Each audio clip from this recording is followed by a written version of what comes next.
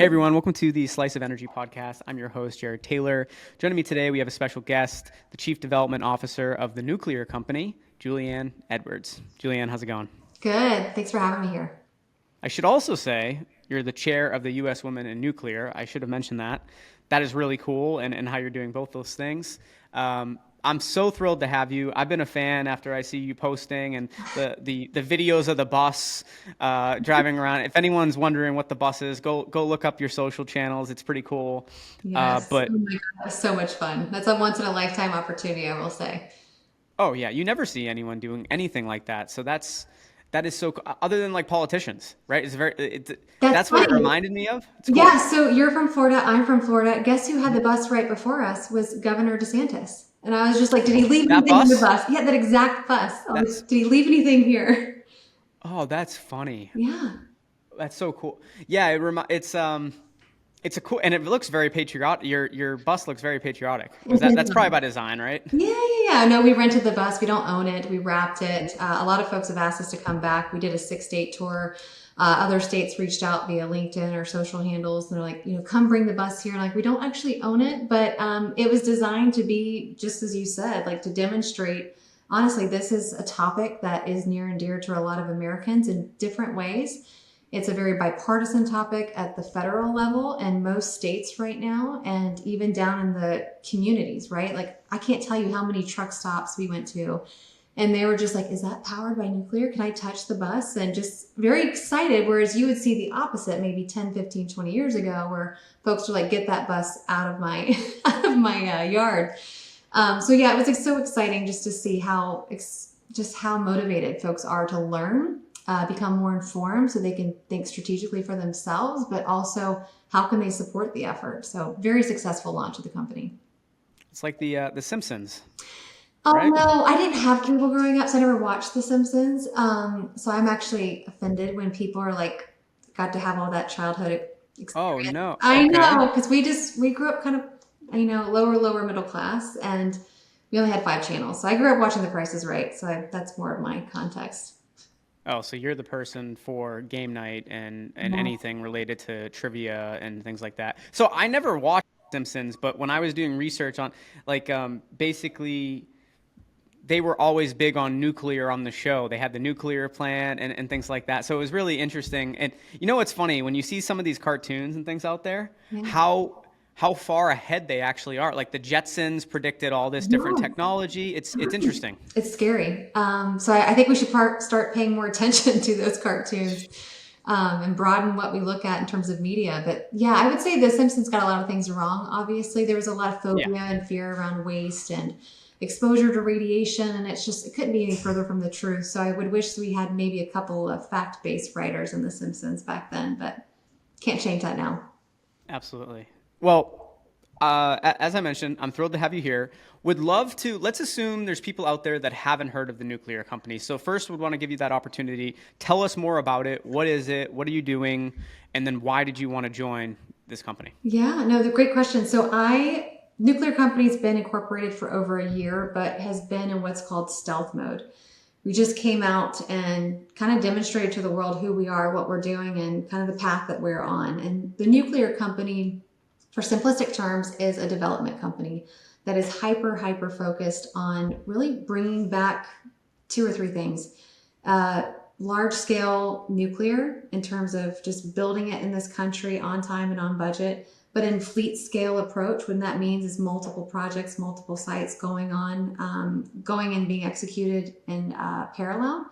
We also want to bring what comes with that. When you build out that backlog of nuclear energy, you also bring back a lot of manufacturing, really head of household jobs. You bring back skilled proficiencies in trades and engineering and STEM, because you have this pipeline of work that takes, these nuclear plants are large, right? Like, they cost billions of dollars to build. They take a little less than a decade to also construct. And then when they're in operation, these are 60, 80-year assets. So these are long-term careers that can be really just something to idolize. If you're a young human being right now sitting in a university, these are jobs that you can go into and you don't have to worry about, what's your next career point later on. And so we're focused on fleet scale deployment, and we're really focused on de-risking as much as we can in nuclear. And what I mean by that is nuclear traditionally is viewed as a very high risk investment, but there's reasons why it's viewed as high risk. It's because there tends to be a lot of regulatory uncertainty, high capital cost, long construction and development periods. So we're looking at de-risking a lot of that by using designs that have already been certified by our government, by the Nuclear Regulatory Commission, looking to sites that are really going to focus on reducing greenhouse gas emissions, but have already gone through the permitting process, because that can take 3, 5, 7 years. And really looking at distributing the risk appetite so that reputational risk is not sitting, or balance sheet risk is not sitting on one entity or one set of stakeholders or one utility. Because these need to be looked at through the lens that multiple stakeholders benefit from it long term. So multiple stakeholders need to be at the table when it comes to investing. So that's a little bit about us. I love it. You're bought in. And what made you want to join the company? Oh, yeah. I have spent the last 15, 16, 17 years, actually graduated from the University of South Florida in 2007, and really wanted to go into energy. Didn't know in what capacity. I always wanted to go into clean energy, but I've kind of ebbed and flowed. I've gone into regulated environments and worked for large publicly traded companies. I've worked for companies that were funded by private equity. And as you grow as a human being, you learn more and more about yourself personally and professionally as you change careers. And one thing I have learned and discovered about myself over the last 18 years is that, God, I like to be in the game. I like to be running plays, setting strategic direction. And I like really big, complex challenges. And this view to me of what the nuclear company have envisioned and what they kind of set this path on, God, just felt like the perfect intersection of my experience, from originating large deals, developing large infrastructure projects, whether it be coal to gas or nuclear, as well as understanding the importance of a public-private partnership with our government, understanding the utility makeup of what's different between merchant markets and regulated markets. And I just said, I've got to go. This is a once-in-a-lifetime opportunity. It's going to be a hell of a challenge for my generation. But if I don't do it with all my experience, I'm just wasting the last 20 years of my life on, not leaning into this. And our CEO is amazing. Our founders are unbelievable. Our investors are so well connected. And I will tell you, me leaning into this has paid it forward, just in terms of activating their networks for me and really exposing me to people that are very similar, that are just passion driven and for a cause that's well beyond what's going to benefit a single individual or state or, entity. So, thank you so much for sharing too, by the way. It seems like a great match for both parties. When I was researching, I started getting into the nuclear company's strategy. So design once, build many. That's right. Can you talk a little bit about that, why it's so innovative, and I guess how you foresee this approach impacting both the overall cost and timeline of nuclear plant construction here in the U.S.? Yeah. It's, let's see, what's a good comparative? I often use the iPhone, which probably isn't the best, but if you think about the iPhone, right? When it first started to come out, it was one design and they keep repeating it and scaling in terms of selling it to other countries. You see that similar in, combined cycle power plants where you've got just 3 or 4 designs that are being used and deployed and built to rinse and repeat. So you get all these lessons learned that you can then factor into better project planning, better work breakdown structure, better division of responsibility between parties. I mean, it's taking all those principles that we have seen, even in aircraft, right? With Boeing or Airbus, it's design once and build many. And people want certainty, especially lenders. And for this type of construct and infrastructure, again, we'll call it almost a century operational asset once it's online, is going to require some predictability to it. And when you think about a design that's been certified and you keep rinse and repeating it, you start seeing more certainty in labor, because trades can now understand, okay, I need to think about productivity, and the way I think about productivity is enhancing, these skill sets or these types of welds. And you start seeing investment and innovation that will yield benefits in the field that will then reduce capital costs and reduce contingency that you see in terms of schedule and budgets. And that's kind of it in a nutshell. It's nothing that's so innovative. It's just never been applied to nuclear in this country, but you're seeing it in other countries. You're seeing it in Korea, you're seeing it in China, unfortunately. And so they're kicking our ass, no offense. And they're able to build large scale nuclear at rates and also costs that we never even predicted in our model. So we've got to catch up. They're 15 years ahead of us, and if we don't do that, we're going to lose our ability to set global industry standards, which honestly keeps me up at night, and is another reason why I joined. Yeah, I mean the U.S. is used to positioning themselves to win in really as many categories as possible, right? The Olympics, they just ended up winning the most medal. No matter what it is, right, or what industry, the U.S. wants to position itself to win. So why are we behind?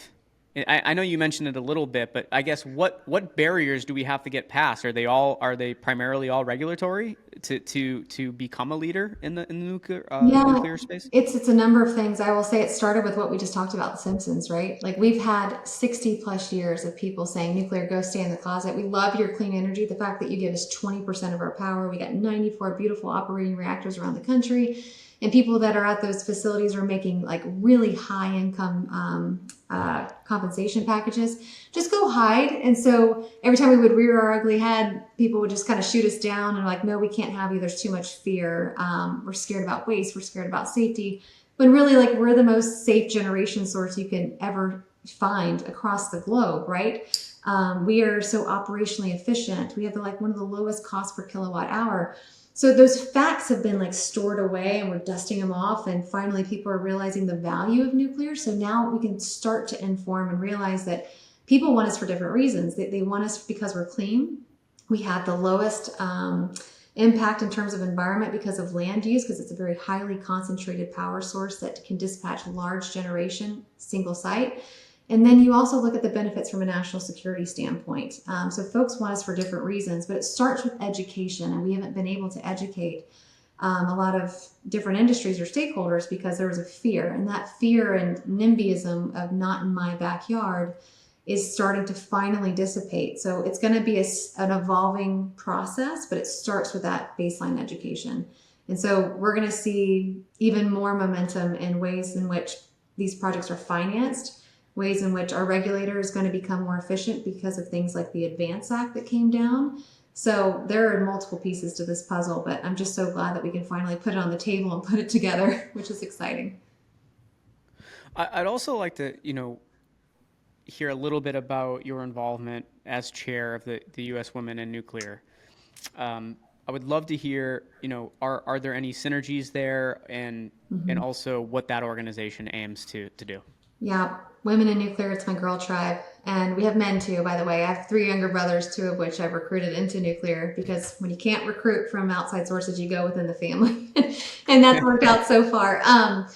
I would say there's a lot of synergies and alignment. Women in Nuclear really is designed to deliver a lot of value proposition to the industry. And we focus on four strategic objectives. One around how do we attract and retain workforce? How do we ensure that we continue to change the metrics at the top? And all the way through the organizations on diversity, inclusions. We focus a lot on professional development, creating opportunities through networking or different types of webinars and skill-based training, and then advocacy.